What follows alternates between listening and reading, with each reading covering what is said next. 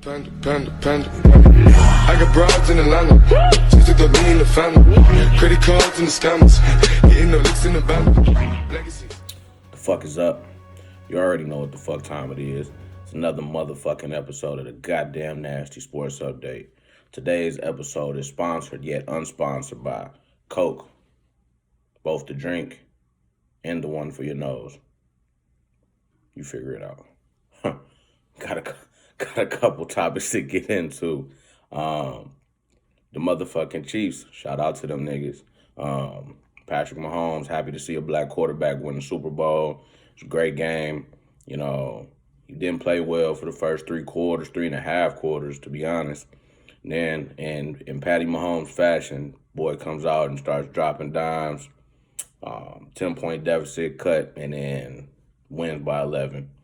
Andy Reid, I know he's very, very happy to finally get that monkey off his back. It's been a tough sled in 21 years, I believe.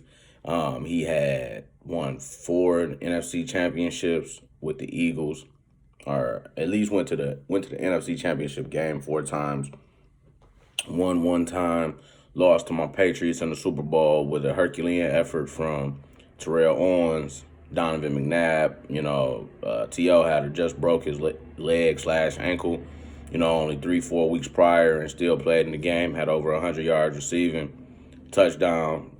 But, man, I know Andy Reid's happy. Last year, go to the Patriots, winning again, and we put on a Herculean effort and, get our Super Bowl. But shout out to Patrick Mahomes, man. I mean, the last black quarterback that won a Super Bowl was it Doug Williams? I mean, was that the last one? I mean, I know Doug Williams is the first one that won one, but just trying to think, like, in recent times, it's been same suspects. Breeze, Brady, Manning, both Manning brothers, Ben Roethlisberger. Those have been the names that have been in the Super Bowl, at least for the last 20 years, every single year, especially the winners of the Super Bowl. So, Patty, man, Super Bowl MVP.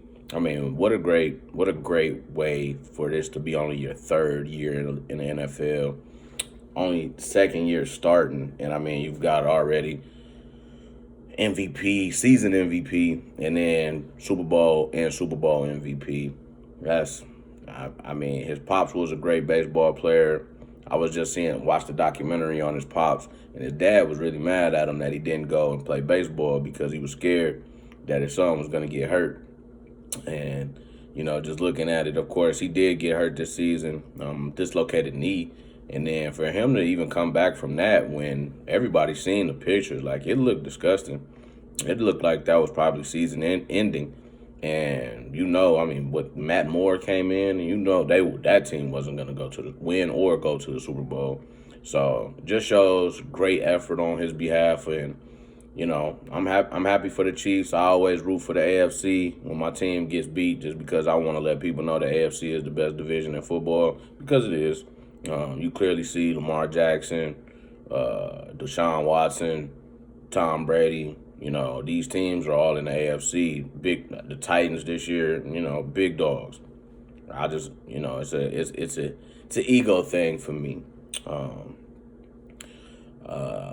Moving on into, UFC. I know I don't talk about that a lot, but it's because my boy Jon Jones hasn't been fighting, but he has a fight this weekend, and I cannot wait. Jon Jones is the greatest UFC fighter ever.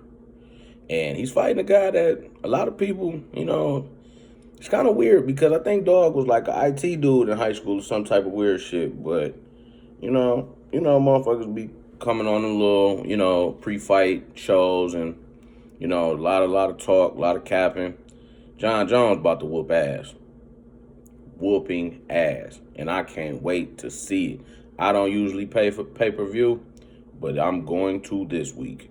My boy Johnny Jones back, John Bones Jones. Man, we miss you. Can't wait to see this fight. Hope you do some more fights here coming up soon, because it's some dogs coming up in the UFC ranks. But we know who the top dog is. Shout outs to you. Shit. My Spartans are in a state of disarray.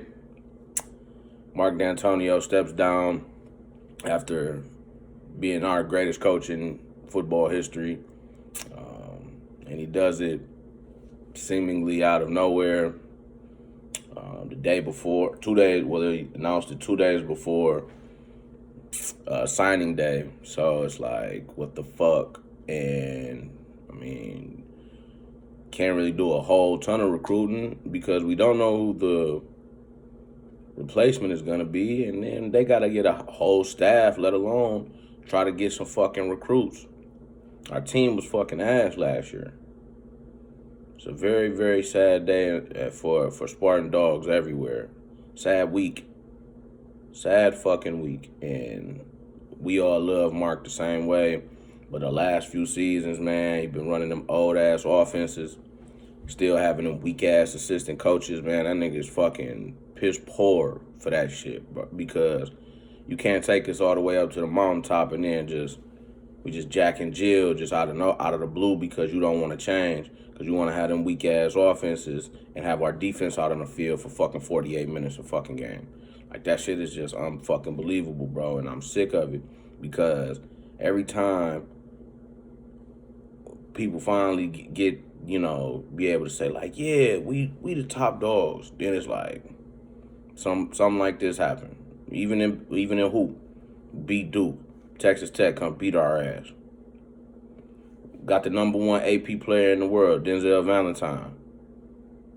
Fucking get beat by Middle Tennessee, beat our ass. Like, it's always something. It's always something. I mean, we made it to the playoff, but Alabama goddamn beat us by 1,000 to nothing. It's tough. It's tough, but I still got faith. I'm still gonna be rooting for him. Still definitely gonna be rooting for him. As you guys know, last week I didn't put out a update just out of respect. Don't really want to touch on it, but I'm gonna end with this. Rest in peace to the great Kobe Bryant. Everything has been said, so I'm not really gonna go into that. If you listen to the podcast, we've talked about it as well. But just rest in peace to everybody that was involved in that. Speaking of the Lakers, LeBron, 2 nights ago, went crazy, dropped 36, 5 straight threes on top of Greg Popovich, dumbass head, bum-ass Skip Bayless acting like that shit don't mean nothing. And it always don't mean nothing when it's against his team. But when it's his team doing something okay, or his player doing something okay, they're the greatest people in the world. Like, he's such a fucking loser, bro. I fucking hate Skip Bayless, bro. He's a ham sandwich with the crust cut off. Period.